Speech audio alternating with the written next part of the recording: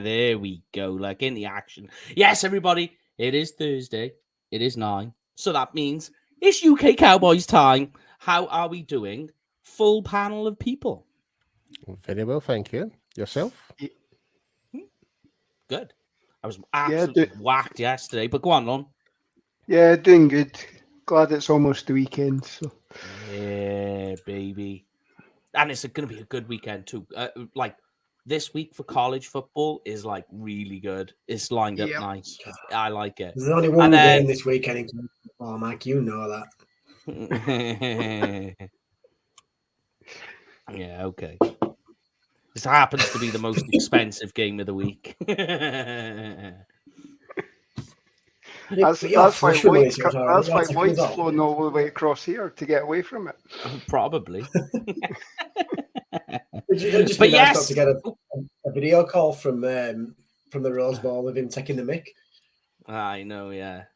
There's usually something like that, isn't there? But yes, it is, guys, the pregame show for this weekend's game, which is against the LA Rams in SoFi Stadium. So practically a home game for Dallas. Absolutely. Yeah, I mean, obviously, get your quotes, your comments, and your questions in, guys. Everybody watching at home, you are the stars of the show, the MVPs, as we always say. But I'll ask you guys at home and these guys here to answer this one. What is just, first of all, your initial thoughts on this weekend's game? I'm very confident. Yeah, I've been perfectly honest with you. I'm like the more I've been looking over the numbers and looking how the Rams have been playing right now, like our defense is definitely going to be our saving grace, regardless how you're going to put that.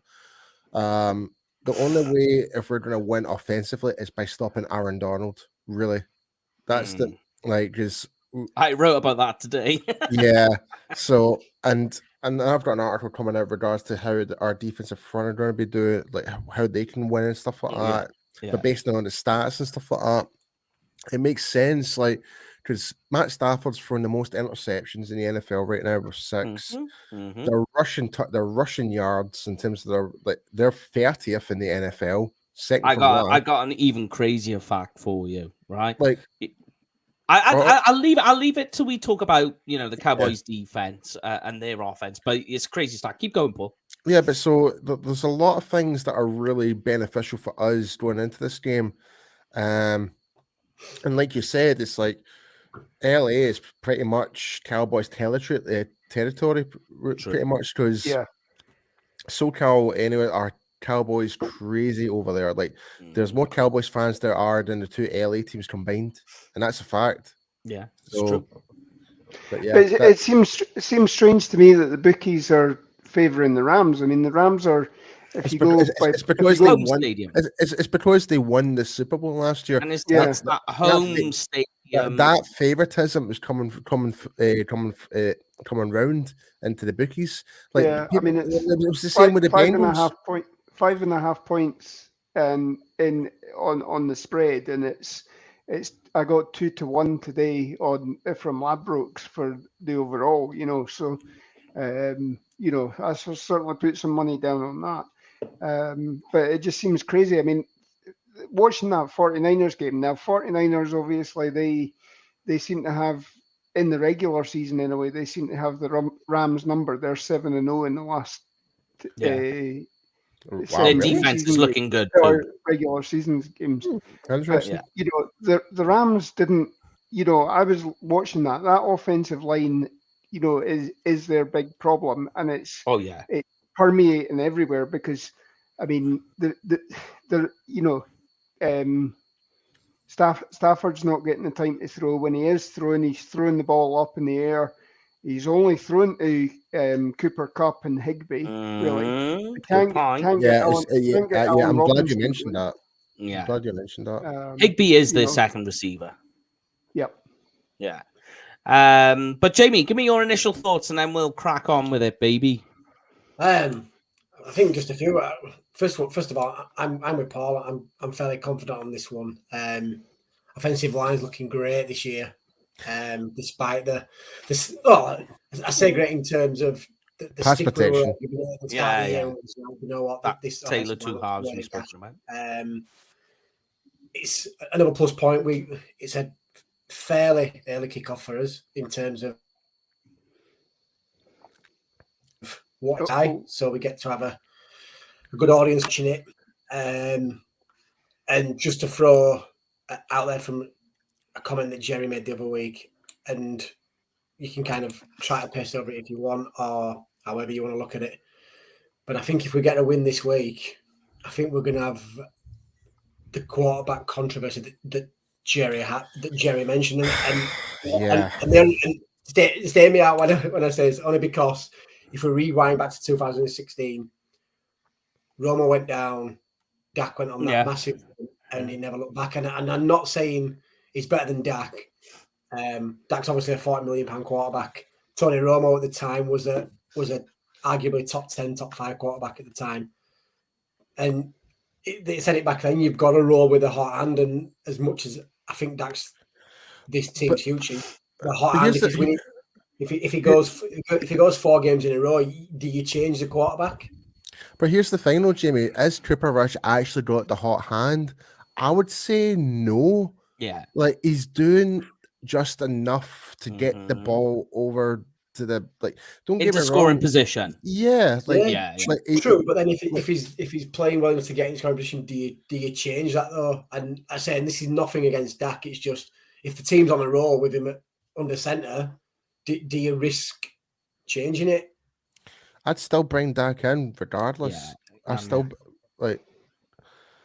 he's going to sustain those drives. Go on, Paul. Yeah, I mean, yes, thanks, Lauren. Don't get me wrong, right? Cooper Rush has done a fantastic job. I know the whole statistic. He's now the first only Cowboy to go 4-0 as a starter type of thing.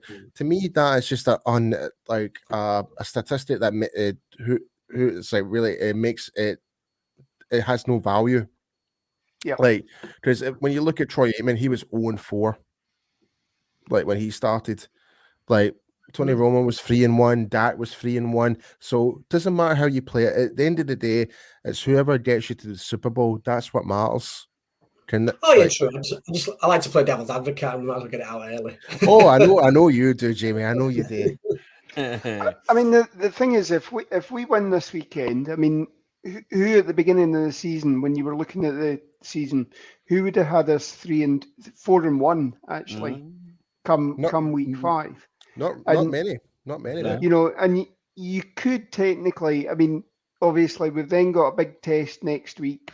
Again, not wanting to look ahead too much, but you got a big test next week.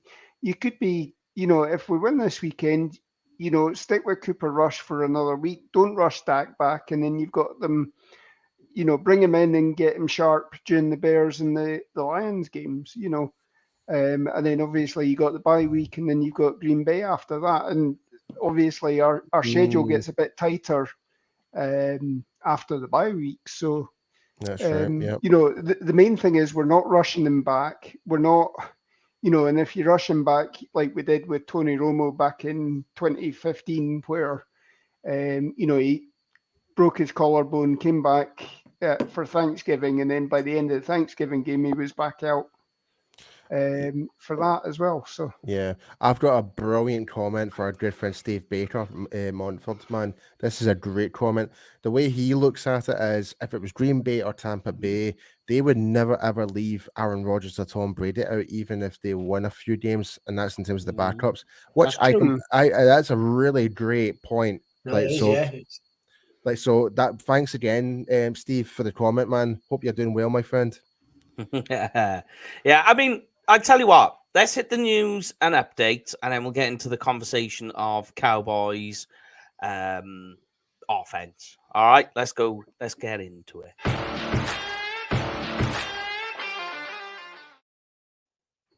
Okie dokie. So we are waiting for the practice report for today. That's going to come up while we're on this show. So when it does, I've got that actually. Brilliant. Gelkins reported it. So all good Mr. Gelkin. Yeah, can't argue with that. He is on the ball. Yeah. So yes, first of all, some of the news that came out while we wait for that. Oh, right. Yeah, I've got him, mate. I got him. Yep. So first of all, people were a bit worried about CeeDee Lamb's situation. He's already come out and spoken about that. It's all about GPS data. Same situation with Donovan Wilson. So we've got Jake Ferguson, who did not participate. Yes, it was limited today. The same with Jordan Lewis. So hopefully we get to see him. Dak is going to be out. We know that. Donovan Wilson was limited today. The only one that is a bit of a question mark at the moment is Quinton Bahana. So we will probably see a bit more of that and what that's going to be like after tomorrow's practice report. But here's some good news. Tyrone Smith is back in the building. He has been seen on the cords. Some other good news. Jaron Kearse is going to be back this week. So a good question for you. Jaron Kearse coming back. What does that do to Anthony Barr? I don't think it does anything too much. I just think it just brings more competition and just gives more rotation in, and it just more for offenses to kind of worry about, essentially. I'm not particularly worried about players getting dropped off. I think the way how Dan Quinn really utilizes his defense and his positional coaches, they try to involve everybody. I mean, take that Giants game, for example, like everyone in that defensive line under Aiden Dudley, everyone made contributions in that defensive line that game against the Giants. So everyone was getting everyone was getting game time to a certain extent. So I have no issue with it. Yeah, it's keeping everybody fresh, but it also, it adds an extra tool that we can potentially have the three safeties. You could have, Kearse up as a sort of linebacker. You've got Hooker as the free safety, and then you've got Donovan Wilson can be a sort of rover in the box safety, either in the box or even just protecting the middle of the field. Maybe even because obviously we know that the Rams are going to key on Cooper Kupp. So that's just having that extra defensive back in. It's it adds to the confusion for the Rams defense, Rams offense as well. So because that's what it's all about, is trying to get into a quarterback's head, move pieces around. So it is interesting. James Washington. Wait, sorry, mate. I just need to mention something. Did anyone just see what me, Lauren, and Jamie just did there in sync there? We all just literally took a swing of our glass or a drink there. It was like perfect in sync there. Sorry, mate. I just had to mention that there. Hey, it's all about being in sync, just like the Cowboys defense. There is some news on James Washington. Before we say anything, we'll wait for more of news from him to come out because he will slowly be making his way back. So we'll just wait until there is actually something to report on him before we say anything. But that is it on the news and updates. So we are going to. You've also got they've started the practice window on. Oh yes, Damon Clark. Damon Clark, yes. So that is good. I'm excited for. Yeah, it's no surprise though, because I'm not surprised that a guy who had a broken spine or spine fusion is back this early when he wore the number 18 jersey in LSU. It's a coveted number. They literally, it's like the People's Choice Award number. So, yeah, not surprised he's back this early. But, yes. All right, let's get into the offense, guys. Have a bit of fun with this one.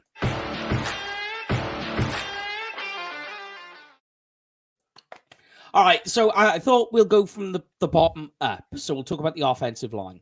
Me and Paul have spoken about this already and done some bits and pieces as well for Blogging the Boys on this. But the offensive line, as me and Paul put it, is a tale of two halves. And even then, when you break it into two halves, it's in two halves again. I'll let Paul take away, and then I'll let you two guys talk about the offensive line. But give it to us straight, Paul. What do you think of the offensive line so far this season? Pass protection wise, we're pretty much right up there in the best in terms of pass protection. Our run offense though, can be very subject where it seems like we're being very overcommitted on our blocks, and that's where it catches us out. Like we're one thing I'm really loving, we're putting a lot more aggression in the offensive line this year. We are showing that, but it might be too much aggression because that's where there's even Zach Martin was getting caught out by Darren Payne and Jonathan Allen, and even that game against the Commanders, they actually made the tackles for loss. But yeah, it's it really is split down the middle. It's like you've got your good and your bad. And the bad right now is our run offense is not really doing so much well. Like we were improving, like from the Bengals game to the Giants game, and we definitely took a massive decline back down again. But in fairness, though, the Commanders' defensive front, they were solid. They were a really good, solid front. Like Payne and Allen are no slouches. So, but in terms of our pass protection, we did manage to see Cooper Rush manage to get more time in the pocket to deliver the more deeper threat balls to like the CD Lamb and Noah Brown for like the 39-yard catch, the 45-yard catch, retrospectively. So yeah, that's the way it is. Well, that's the way I'm seeing it just now. And like yourself, Mike, you're kind of feeling the exact same way about that. Yeah, I'm right on there with you. And even when you talk about run blocking, we've spoken about this a little bit in depth too, about gap power and the zone blocking scheme, that even when you break it down further, that can be, you could break that down even further on how they operate on those two. But go on, give us to us straight on what you feel about the offensive line. Yeah, I mean, I think it was Nathan Newton yesterday had said this is our sort of death row area of the schedule, because obviously you've gone up against Payne and Allen last week, you've got Arnold this week, and then next week you've got the big guys at Philadelphia as well. So this is going to be a time where it's going to be difficult to run on these guys in the middle. And this is certainly going to be a big test for us. But I mean, as Paul says, our pass protection has been fantastic, to be honest. I mean, Cooper Rush has generally had a clean uniform at the end of the game. And he's getting the time to throw the ball and not making too many mistakes. I mean, obviously, the two interceptions that he threw last week were negated by Washington penalties. So we're ahead of the game as far as I'm concerned. I mean, certainly you wouldn't have thought this offensive line would be as strong as it has been so far this season. And we are still, the problem is we are still sort of tinkering. I think, McGovern came back a little bit too early. Maybe last week he looked a bit slow. Definitely. Or a bit gimpy. Agreed. I definitely agree with that one, because McGovern, he was the only guy who gave up the sack in that game. Yeah, it was under under the pressure on McGovern, gave up that sack. But I did see Labaski's comment there. It's like, yeah, I do agree. Like, I think given week by week, I don't know if it was just because it was a big step up in competition between how the Bengals defensive front and the Giants defensive front in comparison to the Commanders defensive front. Like I said, like, we're lucky that Chase wasn't playing. Yeah. We're lucky. Like, Sweat did feature in some of the game, but he didn't really manage to produce anything. The main guys in that field were the interiors, which was Payne and Allen, and they were the big standouts throughout that game and for Washington and that for the defensive front. Well, here's what is important. You see the stats rolling on the bottom here. Wait till you see the offensive line pressures that are being allowed. Now, what is interesting... For pass protection, yeah. Yeah. Now, Yes. they don't give up many penalties, but watch the pressures. But, Jamie, give it to me straight. What do you think about the offensive line this year for the Cowboys and how they'll play in this game? It's improving week on week, isn't it? I think we all give it a rough ride at the start of the year, just with Tyrone Smith going down. It's never good seeing your all-pro left tackle go down. And then there's a little bit of uncertainty in probably the left guard, probably centre position as well. But I think the progression's there. And I know, like Lawrence just mentioned, like the schedule as it goes along, it kind of gets harder week by week. Mm-hmm. It's probably a good thing for this offensive line because they are making a step up each week. So to then test themselves against better opposition week after week is probably the right way to go. And I know a lot of us kind of face palmed a little bit in terms of where we took Tyler Smith, but I think he's on that trajectory now in terms of it's not going to say that he's going to play to the level of Travis Frederick, but he's got a little bit of that Travis Frederick kind of feel in terms of the pick came out of nowhere. Everyone's like, well, we've wasted a pick here potentially, and it's kind of especially from the left tackle position anyway. It feels like it's going to be a nice smooth transition because the Cowboys have obviously clearly come out and said that he's going to be the left tackle for the future as well. So yeah, I think it's going to be good to see him this week against another good defense, and then next week probably arguably the best defense in the NFL at the minute. That's apart from ours. Yeah. I mean, the only thing the Eagles have on top of us is sack numbers. They have more sack numbers. That's it. And let's be perfectly blunt here. They got 9 of them in one game. Yeah. So make of that if you will. But I hear what you're saying, Jamie. See for like Tyler Smith, like I was the same boat. Like I generally thought we wasted a good draft pick, but once again, like Will McClay and the scouting team really did do their due diligence. And when it comes to drafting offensive linemen in the first round, they never miss.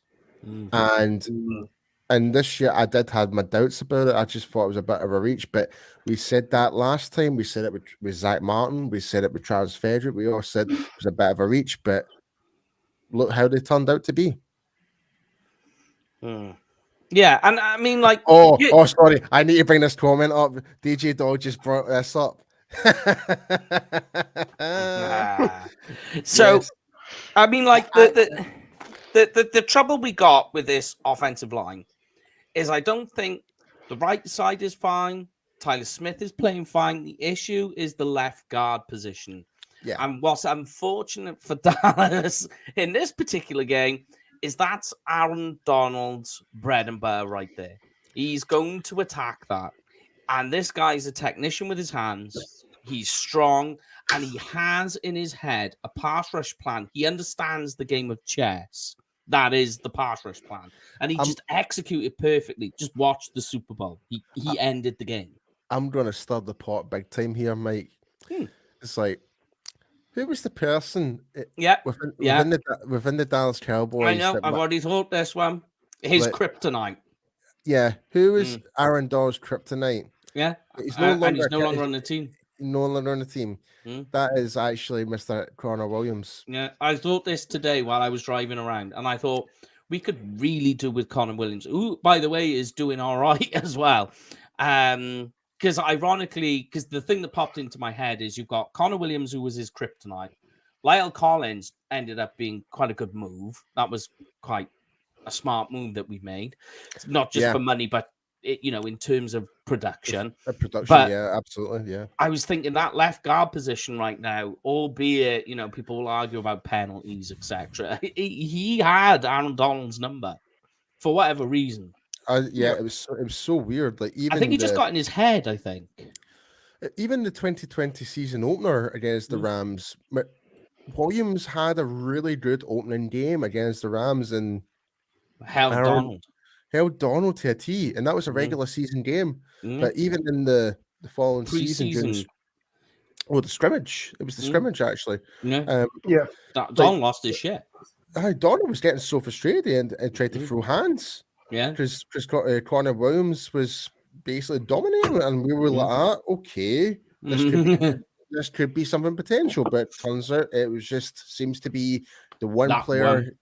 Just that one player he always has the number on, and that's it. And it's always like that, isn't it? Do you know what I mean? With a certain player versus player, there always seems to be that one guy that they have their like their thing with, whatever it is. You see that regularly. Yeah. But we'll move off the. We will. Yeah, that is true. So we'll move off the offensive line. Talk about the Cooper Kupp situation, because that is big in the news. Cooper Rush. Sorry, somebody Cooper. I was going to say Cooper Kupp's going into our defensive chat. We're rolling. It's okay. Cooper Rush. Yeah, I'm looking at everything I got in front of me. But yes, the Cooper Rush talk. You have to be said, right? Here's a good question, and I've posed this already to a few people. Can any of you tell me what you think Cooper Rush does better than Dak? Keeping it simple. I really want to take the mickey away with a comment, but I don't. Go on. I'm going to say warm the bench, but no, I would say the short. I would say the short passes. The release. Or the release from the ball. Or yeah, well, actually that's a fair point. Do you think as well, not to kind of knock that in, do you think sometimes a little bit more poise the word, maybe sometimes Dak seems a little bit rushed sometimes to get the ball out. Here's the thing though, Mike. Here we go. JB was almost on it, but go on, Paul. Yeah, but here's the thing, like, do you think that might be just due to the fact that we've catered a design place, a game script for Cooper Rush only? Like, if he was on Dak's type of playbook, we might see a whole completely different situation here. Some more RPO, some more play action. Yeah. But you got it at all, Lon? Can you think what it might be? What I would say that Cooper Rush is doing is he's actually, and it's something Jamie sort of alluded to there, is Dak comes to the line and he's kill, and Dak's thinking, right, okay, I know the entire playbook, and where Kellen Moore is actually saying to Cooper Rush, run this, if you see this, change to that. Okay. And it's keeping it simple that way. Simplification. Where, Dak's actually coming to the line, killing it, and changing it to something completely different. So, and that's probably some of the thing where Kellen Moore's getting criticism, is actually Dak's the one that's changing the offense. Could be, yeah. I like that. Here's the one I thought of. The one thing, right?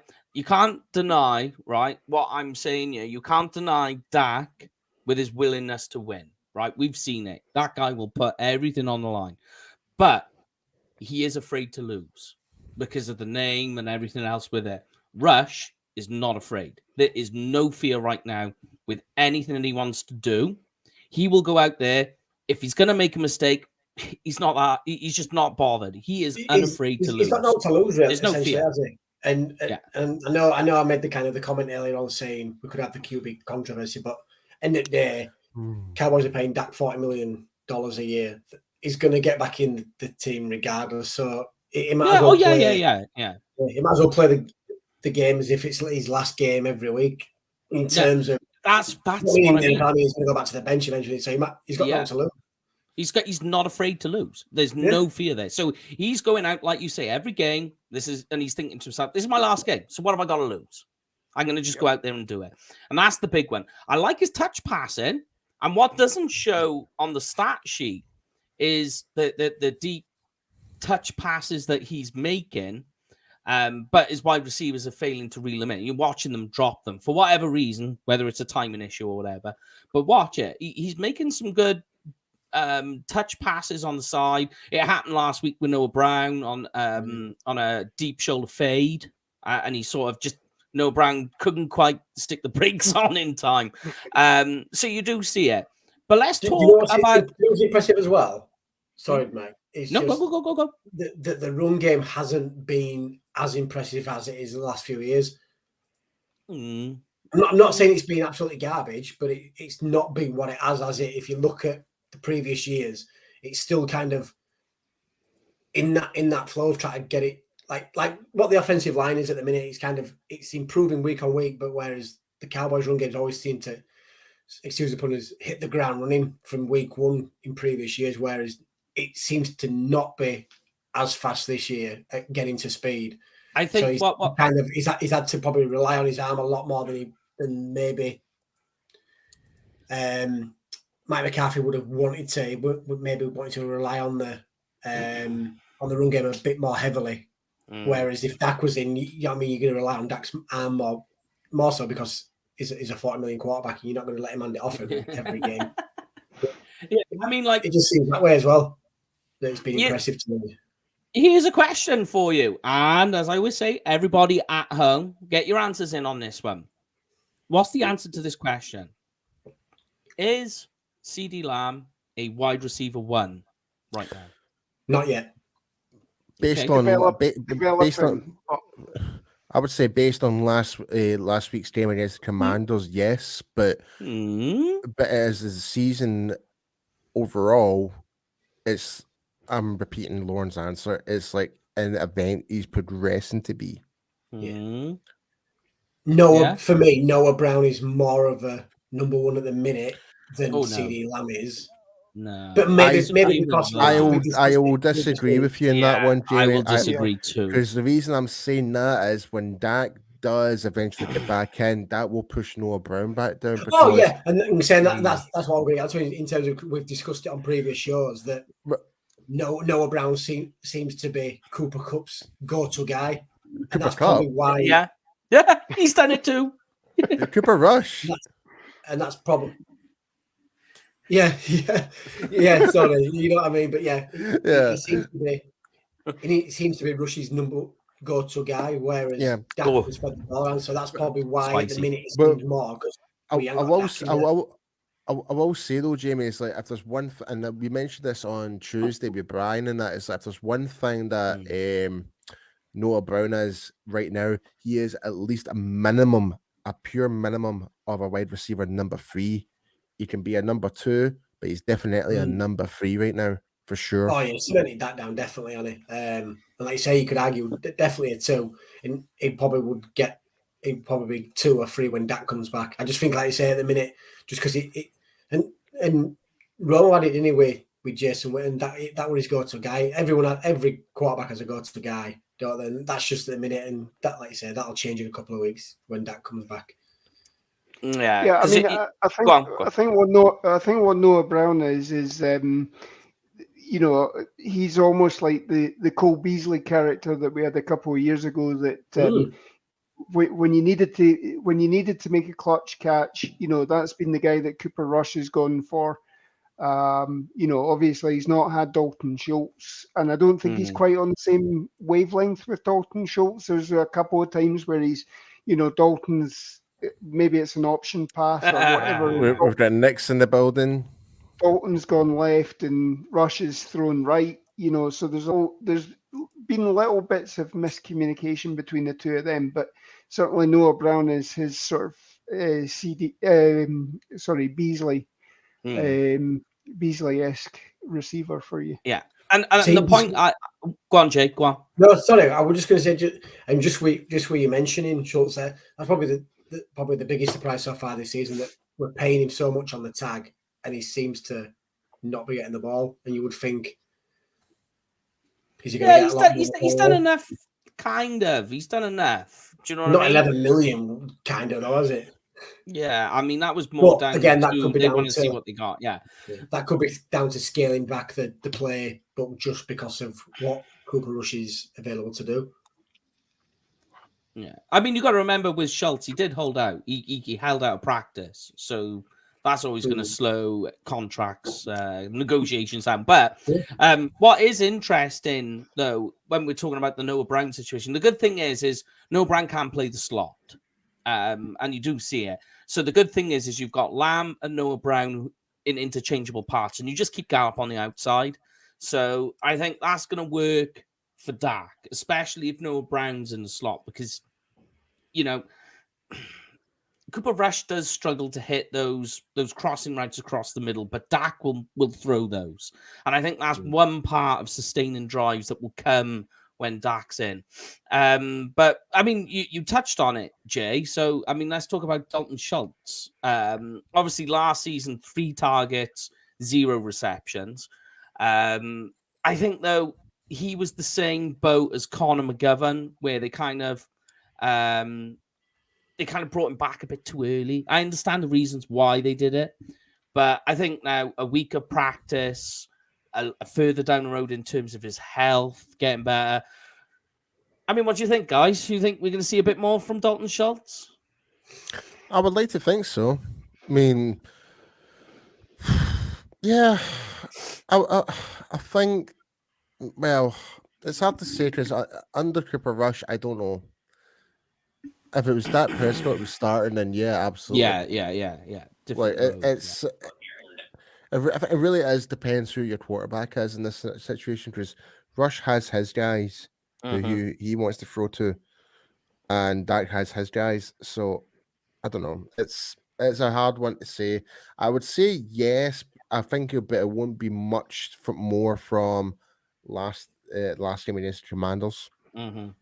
I think he's certainly going to have the motivation, because obviously he's seen that Ferguson and Hendershot are nipping at his heels, and you know, obviously perhaps his playing on the franchise tags working out for the Cowboys as well, because, you know, and I think we discussed this during the off season that this was potential for you brought in Hendershot, you brought in Ferguson. If they ball out, you know, then you can maybe look at going on, letting Schultz move on or whatever, and you've got cheap, good quality replacements in these guys as well for another 2-3 years before you have to start thinking about either replacing them or signing them to a long-term deal. So it is going to focus his attentions in either, you know, looking at determining where potential landing spots for next season, or, you know, getting Jerry to bring the Brinks truck up, back it up to the vault, you know. So yeah. So to swing it to the other side, let's talk about the Rams, their defense. We can't go any further. I know we spoke about Aaron Donald, so let's talk about Jalen Ramsey. How are we all feeling about the elite cornerback right now? I think he's trash, to be honest. I love it, Paul. I'll be perfectly blunt. I just do not get the whole hype behind Jalen Ramsey. I really don't right now. Oh no, I'm on the same boat. I just love it how you just, rather than just straight out beat around the bush, straight in there, straight like I'm not really much of a secondary guy. Like defensive line and offensive line is my forte. Like that's my specialty. But when you see a player getting roasted pretty much like nearly every second game, like he got roasted in the Super Bowl against the Bengals, he got roasted against the 49ers here. Like, I'm like, how's this guy a top 5 cornerback in the NFL? I just don't get that. I really don't. I think there's an essence with him. He believes his own hype. Well, it's not that long. It really is. It is, and he doesn't. He talks the talk. He doesn't walk the walk. And See, there are some games. There are some games where he is a shutdown corner and he's great.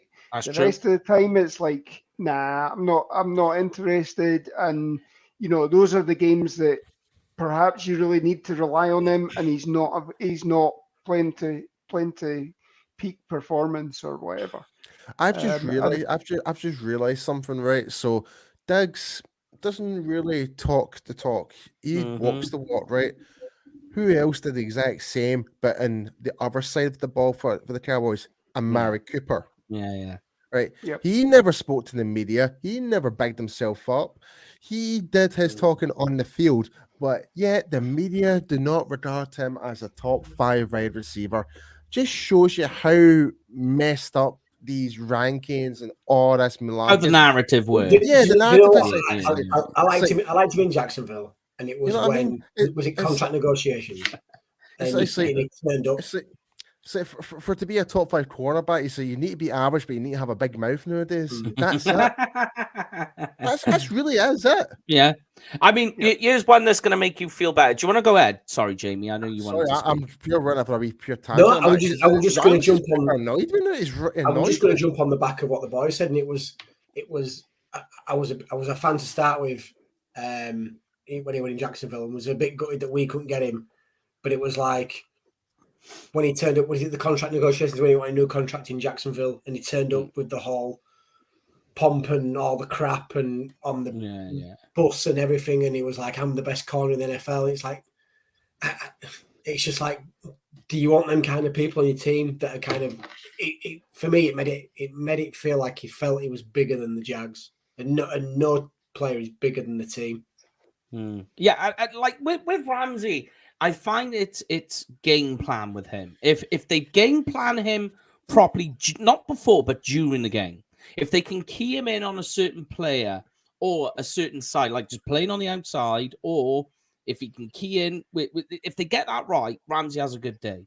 It's when it all starts unraveling and they can't figure what to do with him. That's when it doesn't work out. But here's an interesting one for you. Still trash. Just to jump on that comment there from Paul, I feel more confident in Trayvon Diggs shutting Cooper Kupp down. Jalen Ramsey shutting CeeDee Lamb down. Thank you, Jamie. Yeah. Thank you. We will get on the Cowboys defense literally just after this, but just to keep you in the loop, the Rams defensive back situation is quite dire right now. They have already got a few guys injured, but the nickel cornerback, Kobe Durant, injured with a hamstring. Jordan Fuller, who's one of their rotational safeties, he's out with a hamstring. David Long, who plays opposite Ramsey on the corner, he's out with a groin injury. And their starting safety, Taylor Rapp, is out with a rib injury. So it could all unravel very fast for that defensive back room come game day. Keep an eye on it, though, and we'll keep you updated with it all on our social media as it gets updated. Let's move on, guys, to the Cowboys defense, though, yeah? Yeah. Yep.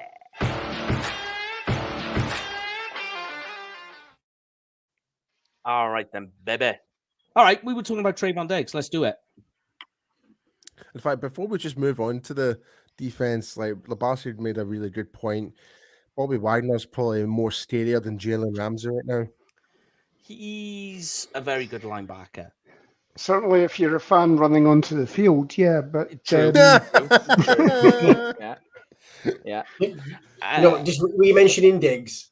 I'll just throw it out there. I've been thinking about this all day, thinking about it, and I thought I was probably the best 18 words to describe this defense, and I've managed to break it down into 3 ways. So the first one, when you say Diggs, only fools throw to Trayvon. Yep, that is true. I was on my Twitter being quite vocal about that. I was like, please stop throwing to Trayvon Diggs. This is bad. Yeah. But go on then. You give it to me, Lorne. And at home, give me in 3 words how you would describe Trayvon Diggs. Go for it, Lorne. Shut down corner. It has to be that. I think his game has improved this year. I mean, obviously, definitely. There was concerns in training camp, and you know, you can say that training camp, the drills are designed to make the wide receivers look good. Oh yeah, You know, they do. a lot of people in the press were all, "Oh, Trayvon Diggs, he's still going to be giving up the yards." He's not, and yeah, he's not getting the interceptions. He's only got 2 so far this season. I think last year he had about 6 or 7 by this point in the season. But these pass breakups that he's had 3 the last 2 weeks, he's had 3 in each game. And you know, the Commanders, what, you know, he stopped a TD, stopped a 4th down conversion.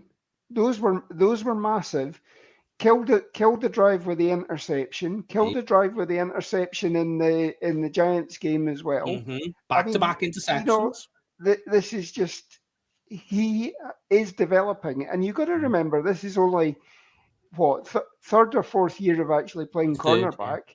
Yeah. You know, and making the adjustment to actually playing in professional leagues, because playing cornerback in college is one thing, but actually playing for an NFL team is completely different. So, you know, and like playing man from college to NFL is totally different. Yeah. Yep. But he's doing it both in man and he's doing it in zone coverage as well. I think he's equally strong there as well. So I can see us putting him on Cup for most of this game and Shadow Cup for a lot of it. So yeah, go on, Paul. 3 words. Trayvon Diggs. Master of craft. I like it. Yep. That works too. Yeah. So yeah. I was thought when you said master of, I thought you was going to say, don't say puppet.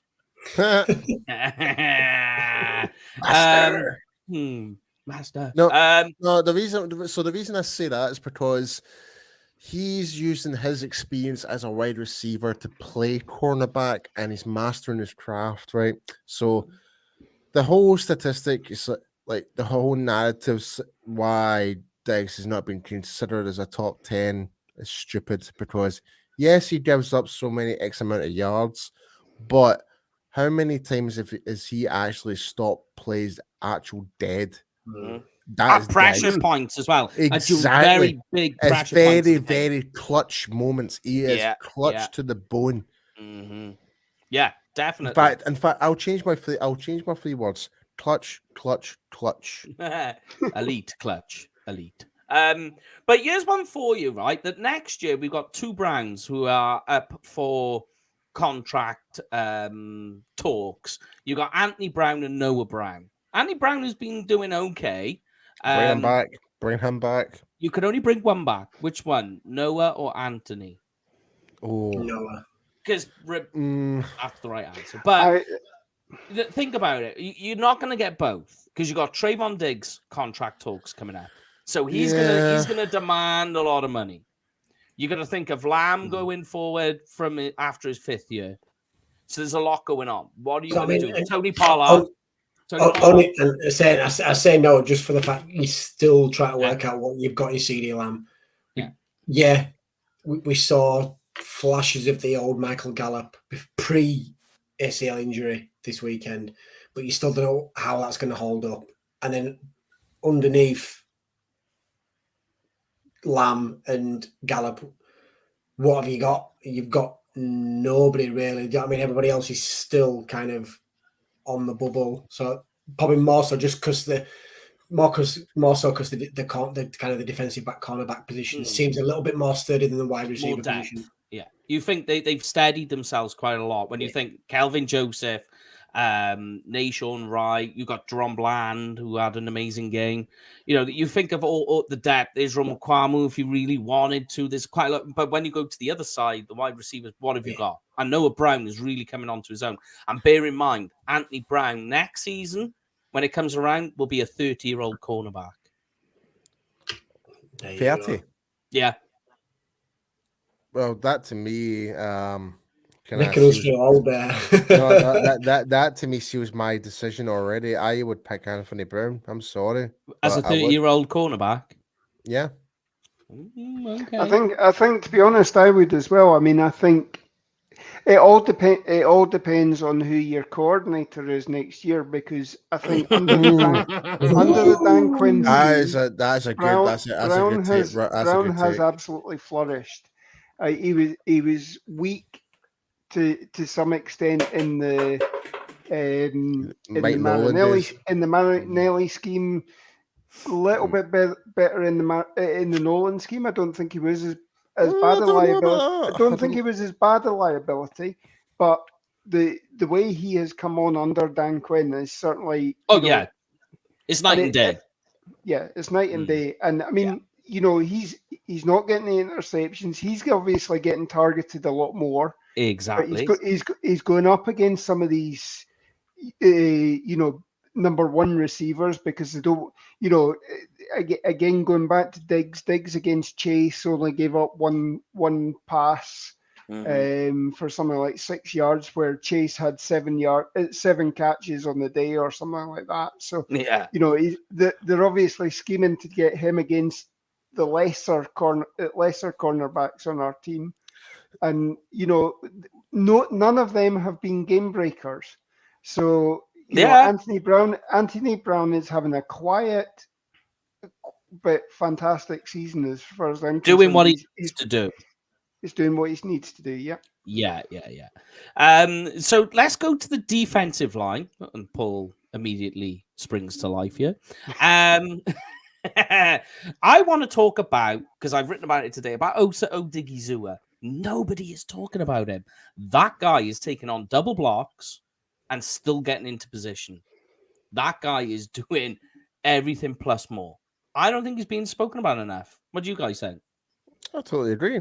And same goes for Quentin Bohanna. And obviously, hope he's going to be okay, though. Yeah. And don't get me wrong, my boy, Neville Gallimore finally stood out for what he is capable of doing. Did that against Washington. So that's the Gallimore I've been waiting for. And we're hoping for more. And we're hoping for more. Obviously, him being a contract year, whatever. But yeah, I totally agree. Osa is basically being like the Hoover Dam within the defensive line. He is something that's much needed. He is eating up those double team blocks and actually still getting into the gap. Yeah. And it's forcing the running backs to kind of change their lanes, and that's how we're not giving up this much. The only game we've gave up the much was against New York, and that was not necessarily on the defensive line. That was the position from our linebackers at the time. And the corners. Yeah, so they missed out on that, and I was downfield. So that's what led to the Saquon Barkley touchdown that game. So, but yeah, I'm really happy of how our defense is really playing, especially our front seven in terms of defending the run right now and stuff like that. So, but yeah, I'm really happy. I don't think they're actually happy with the way they're they're defending the run. Stopping the run, If you're going with if you're going with the sounds from the sidelines, DeMarcus Lawrence was seriously pissed off with the way the Commanders were running the ball. I mean, the Commanders got sneakily, we still gave up over 100 yards rushing to the Commanders. All on the outside, man. All on the outside. Again, the problem is on the outside. It's the interior of the line is blocking it. So that's why I was trying to mean. I'm happy with our interior run defense. Yeah. Our like on the edge and on the outside, that's where we tend to struggle. But here's the thing I'm going to counter with you guys about, right? That the Cowboys right now are under 20 points per game and under 200 yards passing per game. The first time the Cowboys have done this during this season since 1973. Yep. So here's a question to you. If the Cowboys are stopping all these passing yards, stopping all the passing touchdowns, which they've hardly given up any as well, right? They've got to give something up, right? Which happens to be for the Cowboys, they're giving up the running game. But think about this. They're giving up the yards on the running game, but they're not really giving up points on the running game. Then you think about it. So, I'm happy if you're going to allow a chunk play on the ground and then get to a 3 and out. Yeah. If you're gonna break somewhere, like the bend and don't break, so I hate that thing. But you get that. But if they're allowing it and that's all you're getting is to the red zone and then having to kick a field goal, I'm okay with that. I don't care how many yards you put on the ground, as long as you're stopping them from scoring, because then it's just wasted rushing yards. Yeah. That's how I see it. You gotta break somewhere, and if it is, and you're reducing the amount of points that they're scoring, it doesn't really matter. You can stick as much as you want on the ground. And the next point I wanted to make is Dante Fowler. Should we be playing him more? Absolutely. I think he could take over Dorrance Armstrong right now.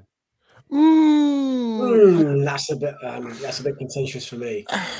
Well, pressure-wise, yes, but I don't know what it is, but Armstrong seems to be getting into the right place at the right time, making the crucial tackles. Like, he has a better stat kit. Like I know I try not to use stats as a guide, a point of emphasis.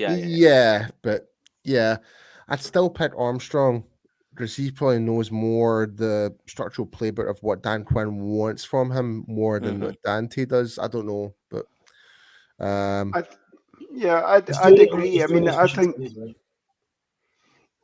the main thing is you're keeping both of them. You're keeping both of them fresh, and you can rotate them in, and you're getting potential off them. Dorrance Armstrong was on the Cowboys Hour this week. He's saying that, particularly on the NASCAR sort of package, he likes being moved inside to go up against the less athletic guards. And then it's just a case of using the power. So you're getting that position flex probably more with Dorrance Armstrong. Dorrance Armstrong's doing a great job. I mean, as far as I'm concerned, he's got 3 sacks on the season so far. He's if we had Randy Gregory, that's Randy Gregory out for 3 or 4 weeks at the moment with the meniscus. You've just beaten the next question. Right, let me ask you this question then, while I got you talking. I was going to throw something in regards to what we're talking about, this run defense. Well, let me ask Lorna, and then I'll come back to you, Paul.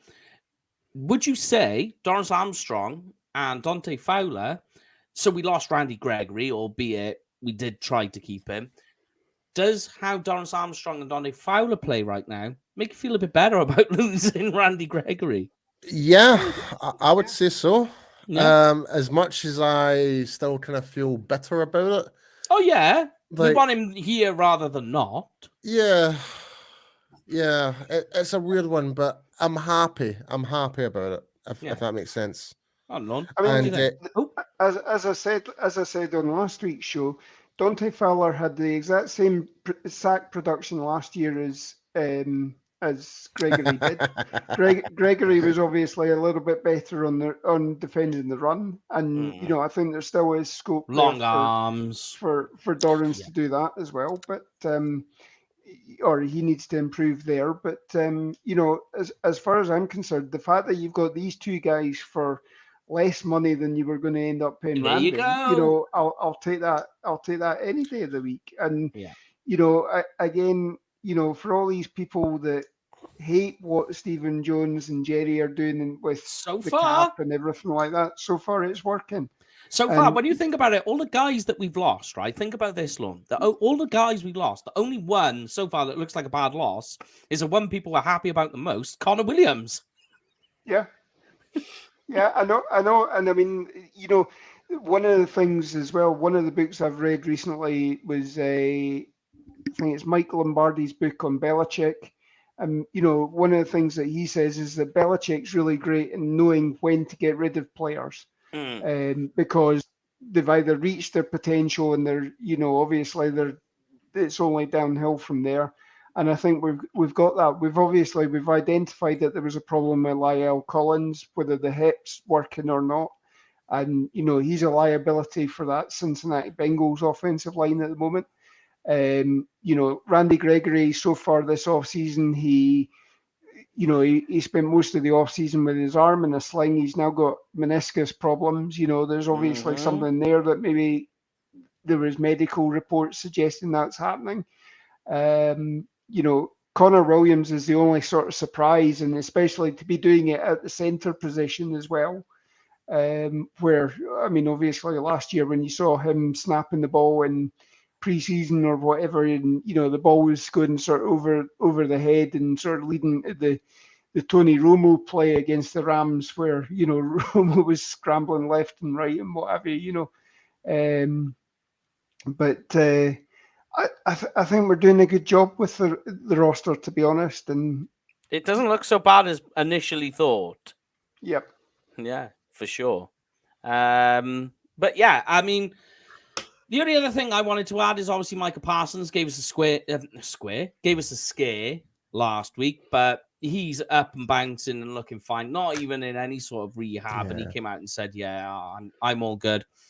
He didn't register sacks, but I don't think that is a problem, because what I think you're seeing, our offense is so focused on trying to slow Micah down. Everybody else is benefit from it, especially DeMarcus Lawrence. We're seeing like what the real DeMarcus Lawrence is. What do you guys think? Meh. Is Micah Parsons? Micah Parsons is just a special. It's just the Micah Parsons. He's one of a kind. It really is. Like you can't really put a word to really associate with him. I suppose elite. Yeah. I mean, I was kind of like, I know we were talking about Micah Parsons, Mike. I was kind of saying, and I'm trying to hijack what you were trying to say in here. So, but before we do that, I want to kind of give a wee shout out to everyone in the comments right now. Oh yeah, defo. Like, so we've got some new viewers here tonight. We've got Pete, who's actually watching from Florida tonight. And we've actually found out where Labassi is actually watching from. So he's a Texas homeboy. So hey, you might get to see us next year then. Exactly. And you, DG Dog, because he's in Amarillo, Texas as well. So so big shout out to everybody. Does he know the way there though? The way to Amarillo. Oh God, really? Oh yes. My God. That's right, baby. My God. That's a terrible joke. But yeah, but shout out to everyone in the comments. You guys have been absolutely fantastic. But yeah, I want to make the point. I know we're talking about like some Micah Parsons and that, but I want to kind of go back to what you were saying about the run defense. So I've got an article coming out through Blogging the Boys. So currently, just now, the Dallas Cowboys are. So we've given up a total of 550 rushing yards this season. Yeah. So that's 137.5 per game. Yeah. And we're currently ranked 26 or something. 26th overall. Oh.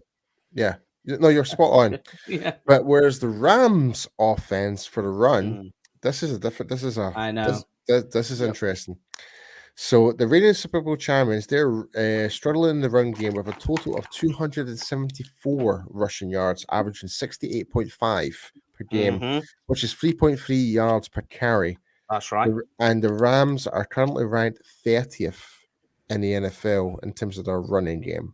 Yeah, here's a crazy last one. And here's another crazy one. Is Dave done the editing on your article? Paul? Sorry? I said, has Dave done the edit on your article? Is this yes, scheduled? Yes, he has. One thing you can add to the another stat that's really, really good I was looking at today. Try and have a guess where the Rams rank amongst all 32 teams in plays of 10 yards or more. Last.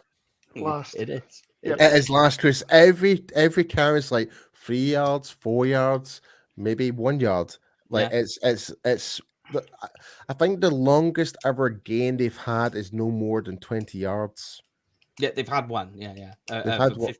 Of a 15 plus yarder. But that's no more than 20. I mean, that's what I'm saying. They've not had no more than 20. Last week, Cam Akers averaged 1.6 yards per carry. It's terrible. It's really terrible. And Henderson they've not managed to get Cam Akers started this season properly. Same with is it Alan Robinson, their wide receiver as well? They're not getting him started as well. So there's a whole load of concerns across that Rams offense in total that lacking weapons. And this kind of follows up to the whole conversation with the Rams offensive line here, Mike. It's injured too. Well, it's not so much as injured; it's the stats as well. They are tied for second for giving out the most sacks with 16 so far this season. So even in the running game and in the passing game, they are vulnerable. Yeah. So this is why I'm feeling very confident in this game.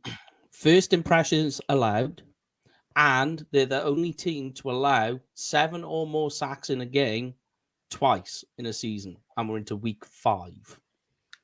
It's crazy. So that's how bad the offensive line is leaking. They've got injuries as well, so that means now they're going to like third string guys to try and take up some of the load. You attested to it too long. They're lacking weapons. They got rid of Robert Woods last season, and they brought in Allen Robinson, and it was like, right, there we go. We fixed the situation. We've got these 2 guys who are going to take it on, but Robinson just has not clicked. Stafford isn't, for whatever reason, playing properly. I've gone through the stats to try and figure it out, and everything's just all over the place with it. It just doesn't make sense. And what I think the issue is he's not getting the protection. He's only got Cooper Kupp to throw to, and Cooper Kupp is getting the yards. He's getting the yards and he's getting the touchdowns, but it's like beyond that, there is nothing else. It's like, so plan A, we've used up. What's the next thing? And they're like, Yeah, I mean, this is almost like a couple of years ago when Stafford was on the Rams team and on the Lions team, and the Lions team were leaking like a sieve on the offensive line, and he was chucking the ball left, right, and center. It's followed him over, and do you know? Strangely, I mean, the team that's got the best offense in the league at the moment is the Lions. You know, with Jared Goff. How crazy is that? But they've also, conversely, they've got the worst defense in the league as well. So you know they're equal. You know, so they're going into they're going into New England. But I mean, they're going into New England this week. I reckon New England, or maybe, you know, obviously they've not got Matt Jones. They've not got Hoyer. So it's that's right. I Bailey Zappi or whatever his name is. Zappa, his name is. Yeah.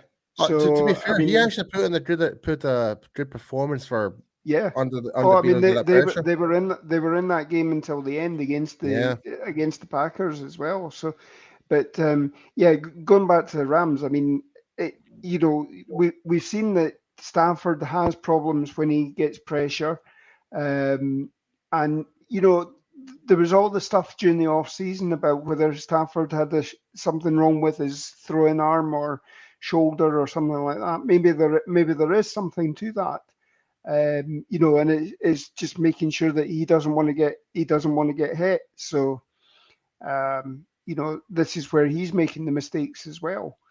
But I mean, as you say, Cooper Kupp's getting the only targets. I mean, he had something like 19 targets in that game on Monday night there against the Rams and against the 49ers. Yeah, I've got Cooper Kupp's stats right now. So he's currently ranked 4th in the NFL in terms of total receiving yards with 402 right now. So that's an average of 100.5 yards per game. So that's quite a good statistic. It's right amongst it, right up there. I think the highest up there is Tyreek Hill. I think he's currently number 1. I could be wrong, but it's definitely something we need to watch out for. And this is where the whole Trayvon Diggs conversation now plays into part to try and lock him down. If we can lock him down and get someone on Tyler Higbee, then it's fine. But I still think it's up to the front 7 to put the pressure on Matthew Stafford for sure. Yeah. 100%, yeah. I mean, I think obviously having Jalen. Sorry, Lord. I need to bring this comment up. Labarski is roasting me for the way I'm drinking my glass of wine right now. Paul sticking that pinky out is that he's taking a sip. Definitely makes it a classy and sophisticated show. What can I say, mate? Sorry, Lauren. As you were saying, sorry. Yeah, the fact that we got Jaden Kirsch coming back this week as well Yes. should be good, because that should shut down Higbee. Obviously, he's got the legend of being a tight end killer last season, so he should be able to do it this season. And then I don't see anybody else threatening us, to be honest. On past performance so far. I mean, we need, there's always a case that they catch lightning in a bottle, but I think I'm as you say, I'm quite positive about this game. I think. Yeah, and Jamie, I want to get your thoughts. Obviously, as you can see, Mike's just had to attend away from the screen for a wee moment. But Jamie, I want to get your thoughts. Do you feel really confident about this game, considering they're the reigning Super Bowl champions, whatever and that, but when you really do break it down, it kind of you know what? We could win this game. We could make a dent. I just want to know, how do you feel about it? And do you feel like our defense can actually get the best, get the better of this Rams offense? Yeah, they seem to kind of having that Super Bowl hangover a little bit, don't they? They've not really gelled as much this year as you would have thought they would have done with the additions and the people that they've managed to keep. I think we touched on it a little bit earlier on. I think if we can get someone like Trevon Diggs to shut down Cooper Kupp,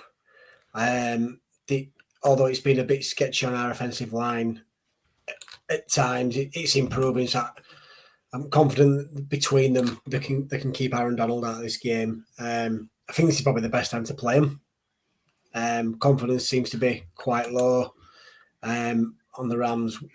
We seem to be improving week on week, despite having not much of a run game in terms of how it's been previous years. It's always seemed to be a lot dynamic, and it seems to be a bit slow getting going this year. And we've obviously got a backup QB, a little bit weak on the wide receiver, tight end positions, but I think this is probably the best time for us to play him, because we're on a bit of a roll as well. There's confidence clearly in the camp. This defense, I still think this is the best the best defensive front in the NFL at the minute. It's not getting enough credit, as and I know you keep harping about, because I know you're a defensive guy, but it's definitely the stats don't really show how good this defense is playing. So this week's definitely the best time to play him. Yeah, I'm going to bring up some comments, some questions from the comments, and Labarski's on fire tonight. He did ask the question earlier regards to the offense, but we'll bring that question up from the end of the show.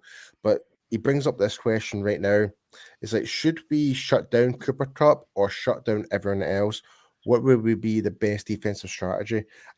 For me, I would literally have no idea, because I am a defensive lineman guy, but I'll be very interested to hear your guys' thoughts on this. But me personally, if we can shut down Cooper Kupp, then it kind of might unfold a lot of things from Matt Stafford might he might not trust his right receiver, the other right receivers in this quarter. Lauren, you've got the stats there, don't you? I think it's because I'm pretty sure Cooper Kupp and Higbee is the only two guys he's really targeted at. So if you can I'm just trying to put two and two together here. If you were to shut down Cooper Kupp, then in theory, you're pretty much isolating their offense, because obviously Stafford might have whatever problems with their rest of the offense. Yeah, I think you go by, and again you take it the Patriots way, that you shut down the number one threat and let the rest of the team try and beat you.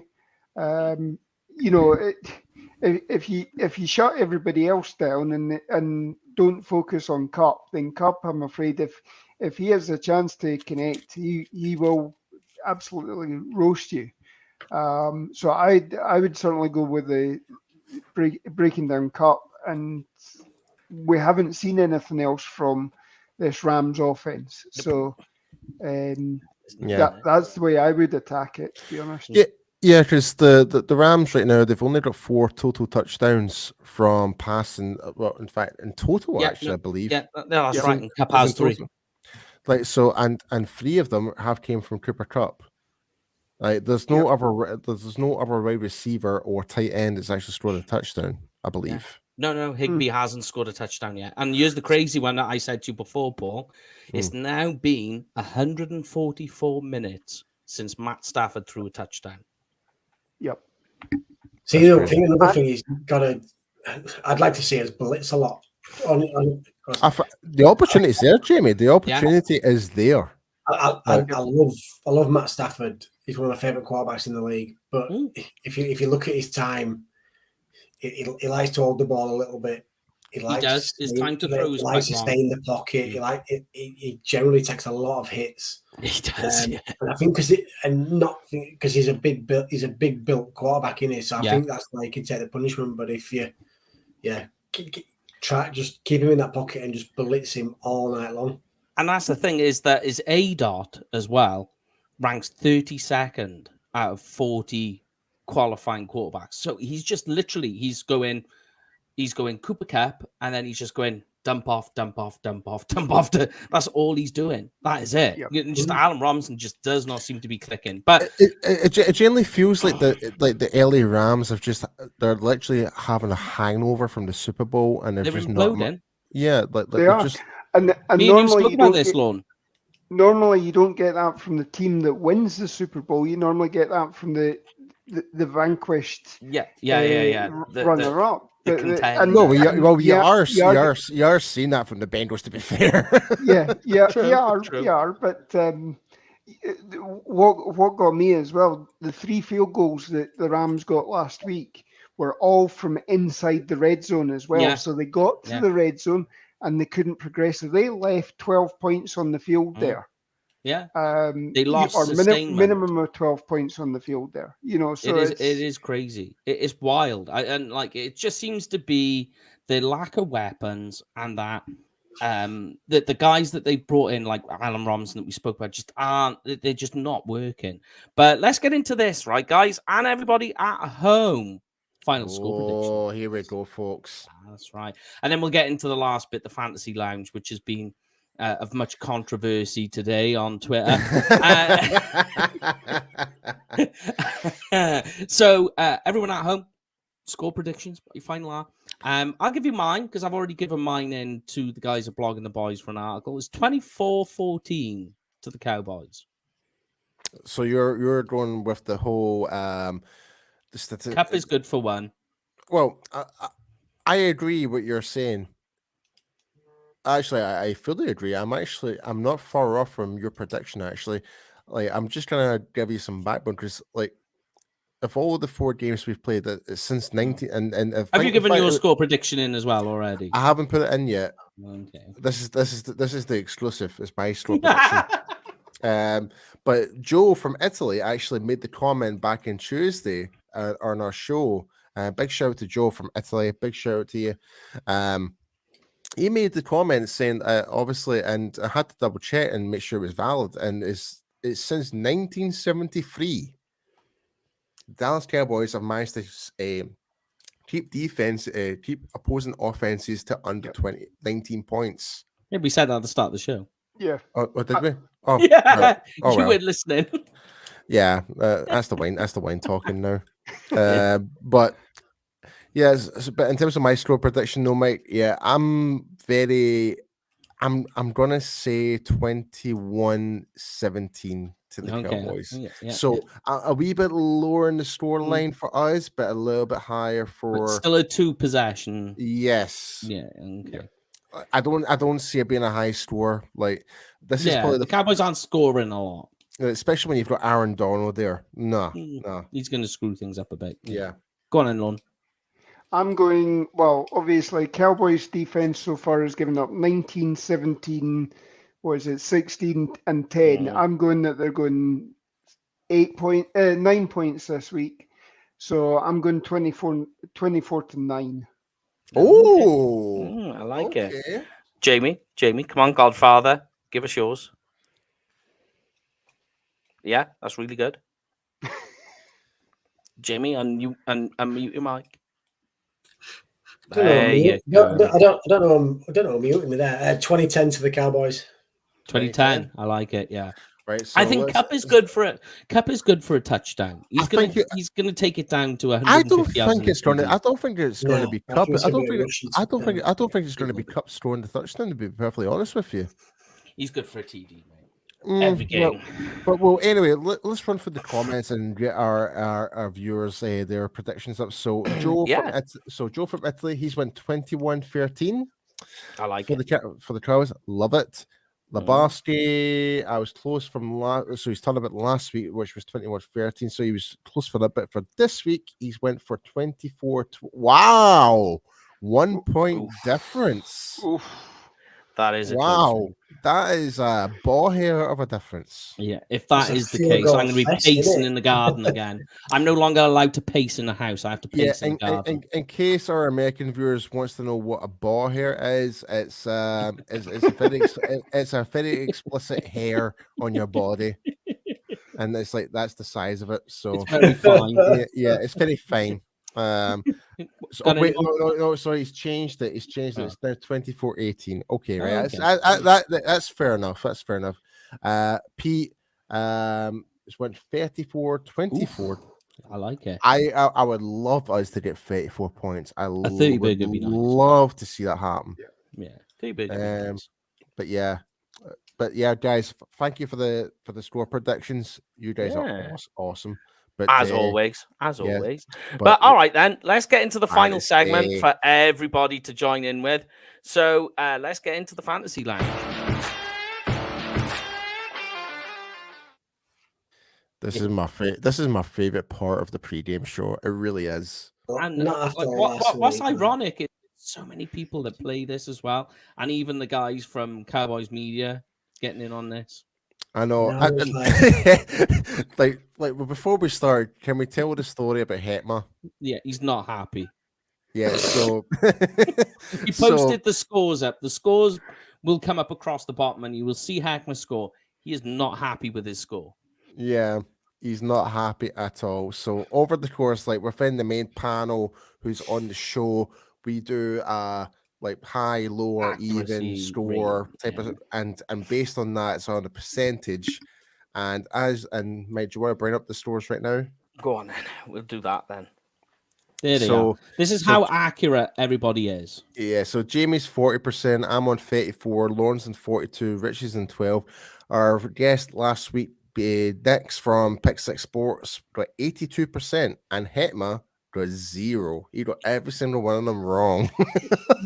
you know, I'm not getting off like this is going to block as well now, don't you? So I had to send him a message, and we spoke today. He was not happy. He was not happy at he's all. Very confused, but it's all sorted now. Now play along at home, everybody. It's very, very simple. It's basically it's over or under, higher or lower, whatever you want to say. We do it boy oh boy or oh boy. So if it's more, give us a boy oh boy. If you think it's less, oh boy. Just let us know which player it is. But if you think it's within 1 point of a difference, up or down. Like so half a point up, half a point down. No, one up or one down. Also, one up, one down. Okay, yes. So it's one up. Right. Okay. Then it's even. Make sure you say you can give it an even. So it gives you a little bit of the leeway to play with. Yeah. We have had one that worked out. But right, okay then. Let's hit it with the Cowboys fantasy picks. Let us know. Go. So Cooper Rush, 16.6 fantasy points. And I'll go from top, Jamie, and you finish off, Lon. So hit me with it, Paul. Boy oh boy or oh boy? So what was it? 16.6 for Cooper Rush. Wait until you see the Rams numbers. They confuse the hell out of me. I'm gonna see even. Okay, Jamie. I'm seeing even in that one. Do you know, after last week, I was disappointed myself last week. So I need to get it back done. So You're doing all right. I'm going to go the Ginger King is going to get more. Okay. Lorne? I'm going to go even, actually. I think Cooper Rush is playing within himself. I don't think...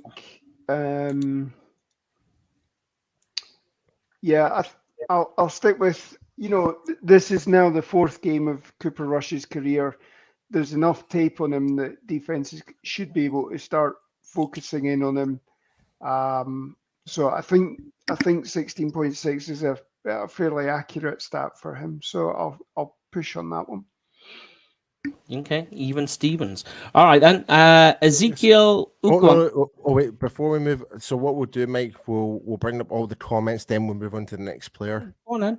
So everyone's all in sync. So, Joe Joe's went higher from Italy.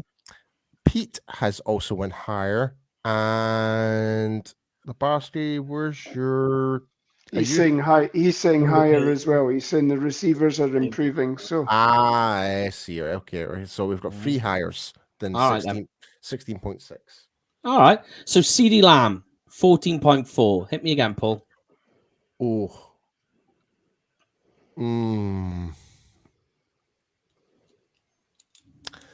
You know what? I'm gonna say lower. I'm gonna say lower this time. All right, Jamie. What's the basis for the points? How does it? I know. So it's 6 points a touchdown, and every 10 yards is a point. And for reception, it's PPR as well. And what's he gonna? What did you say we're gonna get? Sorry, 14.4. That's a touchdown just short of 100 yards. I'm gonna say even. Even Stevens. Lorne. I'm gonna say even as well on that one. I think the fact that you're gonna have Gallup on a bigger pitch count this week, and you're gonna have Schultz back. I just think that Cooper Rush has been good this year in that he's spreading the ball around. So there isn't one specific receiver in the same way that you're seeing with the Rams keying in on Cooper Kupp. Yeah. He's spreading it around, and I think that unfortunately makes it hard for people to get the points. But yeah, I think you'll probably see something like 70 yards in a TD. That works about 13. Yeah, so that would be close to even, pretty much. Even, yeah. Which is why I'm going even. Yeah. Right. So let's bring up the comments. I did bring them up briefly there. So Joe has went even.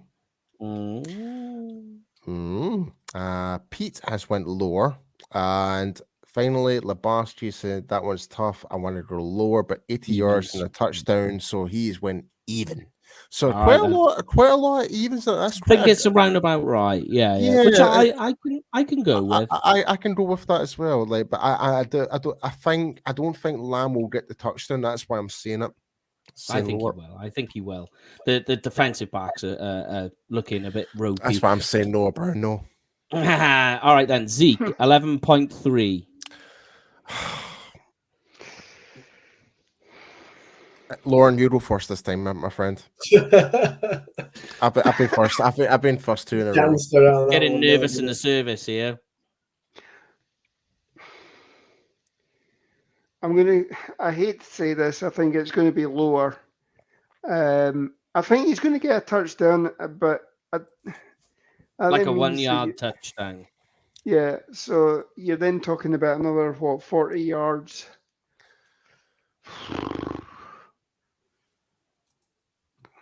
I'll actually go higher. I think he'll get about 70 yards in the TD. So that makes it, and maybe about 10 yards in the passing game as well. He has scored 14 points on the season once this year. So okay, Godfather, hit me with yours. He's due a big game, isn't he? I've got him in a few of my fantasy teams. I'm going to go high. There's a good reason. I'm going to go high. I'm even going to go on a limb and say that he's going to rush for over 100 yards this week. Nice. Oof. I like it. I like it. I like Jamie, how it. much I you been love it, drinking? Jamie. I love the confidence here. Go on, then, Paul. I'm going to say even. Okay. Like, so I would say lower. No, like, I think Rams run defense is pretty good. I would say it's pretty. In fact, yeah, no, actually, I would change it to lower. Actually, It's not bad. With Bobby Wagner thumping as well. Yeah, I'm just thinking like, and also there's the splits. Sean Robinson. No. There's the splits between him and Tony Pollard as well. Oh, I see. So, Yeah. So I think it will be lower, unfortunately. Okay. Dalton Schultz, right? If you bring up the wait. Yeah. So I'll bring up Dalton Schultz numbers while you bring them up. Yep. 10.3. 10.3. Oh, for Schultz. Oh, nice one. So for everyone is commenting for Ezekiel Elliott. So Joe has went for way higher. All right, fair play. Pete's also went for over. Labarski has went for, again, it's a tough one. No touchdown. And he's going lower. I'm in the same boat as Labarski in that sense. Yeah, it's a tricky, It's a hard one. Dalton Schultz though, 10.3. Oh. I saw this coming up. I'm going to go lower just for the fact that I think Michael Gallup's workload's going to increase this week. That's a good shout, Jimmy. That's a good shout. That's a good point. And not just that, like splitting the load between Hendershot and Ferguson as well, because I still think Schultz coming back's too soon. Yep. When he was healthy, mind, he did score 13 points, and that was against Tampa. Well, that was Tampa. That's Tampa. That was with Dak. But that was before the injury as well. So I'm gonna say lower. Lower. Ron? Yeah, I'll go lower as well. I think there's just the ball's getting spread around too much, and we're using the 12-man personnel, but obviously that's in disguising it. So I don't think Cooper Rush has the same connection that he does with Dak. Yeah, that's true. And I think he's obviously we're seeing these young buds coming up. So yeah, I'm going lower, to be honest. Yeah. Right. Okay. So I've got some very interesting outcomes from the comments. So our latest viewer, Pete, big shout to you, my friend. He's went for Schultz. He will get his first touchdown this week, and he's going over. Nice. I like it. I love strong. Strong. Our good friend Joe from Italy, he's going higher, and Labarski has went lower. Yeah, this is the way to go. All right, then. Cowboys defense, 6.8. Higher. Everyone's going higher. Everyone's going higher, yeah. Look, that's probably the easiest higher this week. It has to be higher. Come on. When you really think about it, the rushing from the Rams offense is like 30th in the NFL. Matt Stafford's thrown the most interception in the NFL so far. Their offensive line have given up 16 sacks. The safeties are the best we've had for about 20 years. Oh man, I think this could really be the defense wins the game over the offense. It would not surprise me we actually get a pick six. It would not surprise me. So with that being said, I am going to say, I know your estimate is going to be, I know the estimate is 6.4, but I'm going to say double 60. I'm going to say 17 points at least. Yo, sneaky. I think and my microphone just disappeared. Yeah, mic drop. That's a mic drop. That was a mic drop. That was perfect timing. It's mic drop.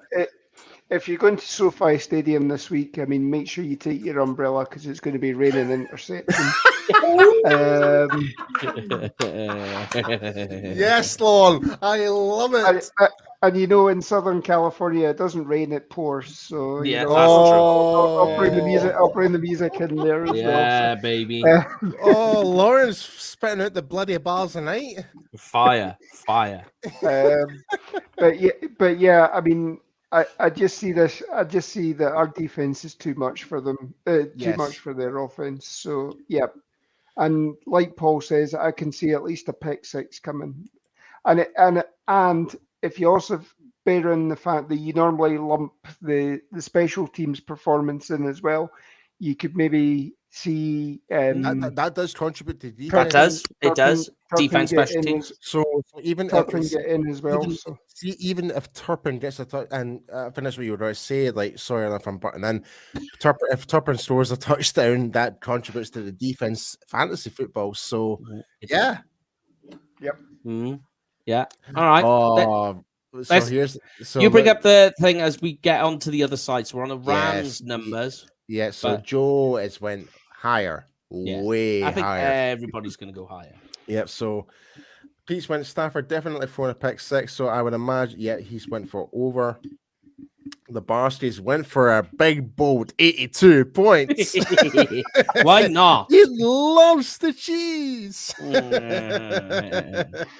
Be bold. Be bold, be brave. I love it, man. I love it. All right. See if we can figure this out. Matt Stafford, 18.4 points. Lower. Sure. What are they smoking? Giving him 18 points this week? Not a chance. I just love Jamie's outburst. What are they smoking?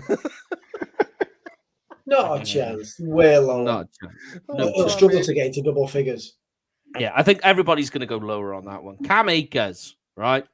10 point. Wait till everyone just the comments in Yeah, as well. no, so you're all right. So Cam Akers, they're saying 10.1. So we'll let people comment on the Matt Stafford number. Ooh. So I have gone trying to find Cam Akers on here, and I'm going through like okay, so where is it? So they're saying 10.1 against the Cowboys defense, right? And so to give you some numbers, week 1, 0 points. Week 2, 8 points. Last week, 1.3 points. And somehow they're saying against the Cowboys, he's going to suddenly score 10 points. I'm sorry, but I cannot help with the comments we're getting in from Matt Stafford right now. I'm buckled. So Joe is automatically like, "Are you kidding? Lower." Nice. Labarsky is came in lower, and that includes garbage points, which is that is a good statement actually, right? But garbage time. But Pete went the complete different direction. Pete went higher. He thinks he'll get 10 points within the garbage time. It's an interesting way to go. Yeah, it's like garbage time. It can really screw things over. So we always need to consider that. If you're in a deficit, like there's always garbage time to gain those extra yards and that touchdown to come back. So that's a fair point. Go on, Lon, start us off. 10.1 points for Cam Akers. I certainly think it's going to be lower. I think I don't see them getting. Well, I've said they're not going to score a touchdown, so I don't think. That's 6 points off the board. Yeah. Anyway, I reckon he's probably good for about 70 yards. Probably. I don't see that. I don't even see that. At best. Godfather. I'm going lower. Go on, Godfather. I'm going to go probably about even. I think he'll get their touchdown this week. All right, Paul. I'm going based on what I've seen so far from just analytics point of view. I'm saying way lower for Cam Akers. Okay. He is not going to get no more than 50 yards. That's what I'm saying. All right then. So the next one is very interesting because he has scored more than this 3 times this season. But give us the update from everybody at home. Yep. So Joe has went for even. Yeah. Pete has went for lower, and Labarsky has went for lower. Yeah. Okay. They do run split shifts as well. That is true with Darrell Henderson. But here we go. Cooper Kupp. This is interesting. 23.2 points. Bear in mind, Oh, That's oh, high. Bear in mind, week oh. one, Cooper Kupp got 32 points. Week 2, 32 points. Week 4, 27 points.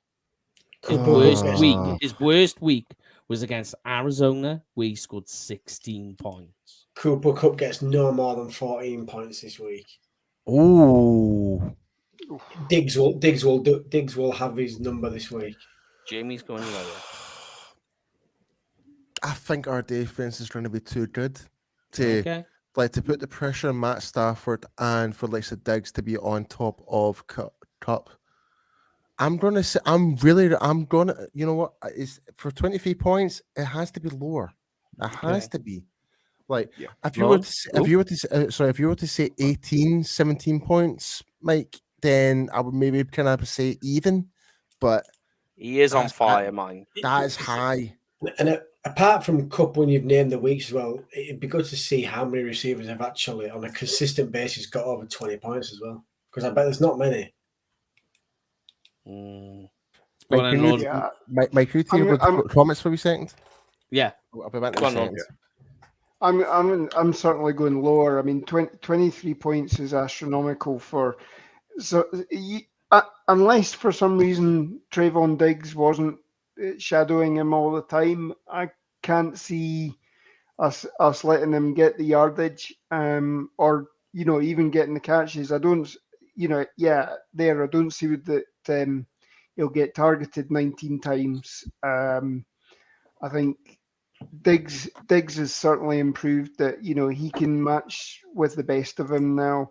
And if it's him and Diggs, I think it'll be a relatively quiet day for Cooper Kupp. The only time he'll catch the ball is probably when on the odd occasion that we've got somebody else against him, and I don't see him breaking it for there'll be enough bracket coverage on him that as soon as he catches the ball, that'll be it. He'll be down as well. So I'm going lower on that one. Yeah, and everybody at home with their comments, thank you very much for that. All saying pretty much lower as well. So let's move on to the next one, which is Tyler Higbee, the tight end. That's 11.8 fantasy points. Now, he is ranked amongst tight ends, not in fantasy, but in receiving yards among tight ends, he's 4th. I'm trying to see. He's scored more than 11 points every week. Yeah. Slightly higher, but not by much, just for the fact that I think we've all gone out that Cup's going to be pretty much nailed down this week. So the ball's going to go to someone else to try and get their offense moving in the passing game. So I think, he's probably going to get a little bit more, only maybe 13, but no more than that. Yeah. Lone? Right, I'm conflicted here. He's on 2 of my fantasy squads, so I'd love to get him higher, but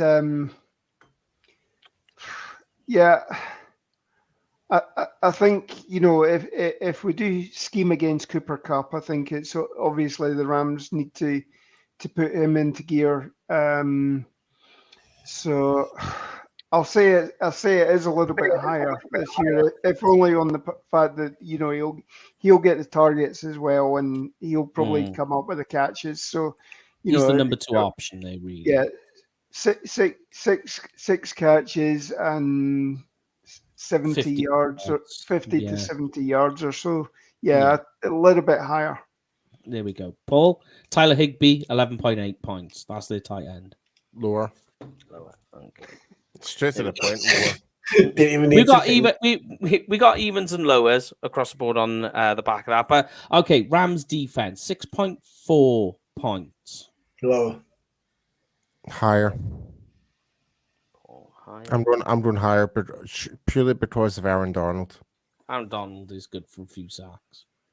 Like he if he was to. I think it'll be higher. Like if you were to say it was like 10 points, I would say lower, but I think it's between the 6 and 10 mark. Yeah. Lone? Yeah, the Rams defense get 1 sack this week at most. I'll go even on that, actually. I think I think, obviously, I'm saying we're going to score 24 points. As we've said earlier as well, I think we're fairly strong in the pass protection side of things as well. So even with Aaron Donald, there should be enough that, you know, Zeke will be stepping up to block him. Zeke's obviously got the bit between the teeth for the way that Aaron Donald threw him around in 2020. You know, so he'll be looking to bounce back as well and, you know, chip him every time he comes through as well. So, yeah, I can. I'm going that it's even. Yeah. All right then. Right. Well, we'll see what that does to the rankings after this week. May go up a little bit. Certainly can't go down for Heckman, that's for sure. But Not no either. yeah. But that is it for this week. We'll very quickly do the rounds, and I've got one thing I need to add as well. So hit me with it, Mr. Lonius. Okay, so if you're looking to get tickets this year, book through Cowboys Experience for the ultimate meet and greet, stadium tours, game tickets, tailgating. Get to meet up with guys like Micah Parsons, Zach Martin, Jay Novacek. Paul's obviously raving about it all the time. Obviously, Drew Pearson as well. You'll get to meet him as well. Yeah, baby. They'll look after you. Mention the name UK Cowboys, and what will you get? Free stuff, baby. Free stuff. All right, Paul, you give me this one. Yes, so guys, be sure to go and follow our fellow content creators. As you can see there on the board, we've got all the guys from the DallasCowboys.com media who provide Talking Cowboys, Hanging with the Boys, The Break, Draft Show, and Mix Shots. You can also check out Blogging the Boys, where likes of myself and Mike who do some work for, and also their fellow content creators like Big Game James, Law Nation, Jay Tuck who does CFO Sports, and all the guys from Pick Six Sports, and that includes BJ Nix, and also our Canadian friends, Cowboys Can Fan as well. Can't forget those guys. Jamie, hit me with this piece of deliciousness. Yeah, finally the group is making a trip to Dallas for the 2023 season with our good friends and sponsor of the podcast, the Cowboys Experience. So keep your eyes out on our socials in the coming months for further details. But if you're interested, drop us a line and we can keep you updated with what's going on. Whether you're from the UK or even Europe, because a lot of people are talking about from Europe too. So if Alexa yourself, Joe, if you want it, so see if Alexa yourself, Joe, from Italy, if you want to tag along with us, you're more than welcome, my friend. Catch that train. And obviously, everybody who's out in Texas at the minute, you're on warning. And also, we will update it on the UK Cowboys group, but we have a UK Cowboys fan meeting, which is on the 30th of October this month. That is the game for Wembley, which is Jags versus Broncos. We'll put the information up. We said that it's coming, and here it is. We're going to be going to the Green Man. So we'll give the information up on there and how to get the directions, all the rest of it. But also, thinking about this for the bye week. So get your thinking caps on for the bye week for that show. And it's one of the most popular shows we ever do. And usually we only do one a year. But for the bye week this year, we're going to do a fan rant. So those shows are always the best. Get plenty of people on that one. So make sure you come and join us for that. Just because it's a bye week doesn't mean that we stop. So we're going to do a fan rant. We never stop. Apart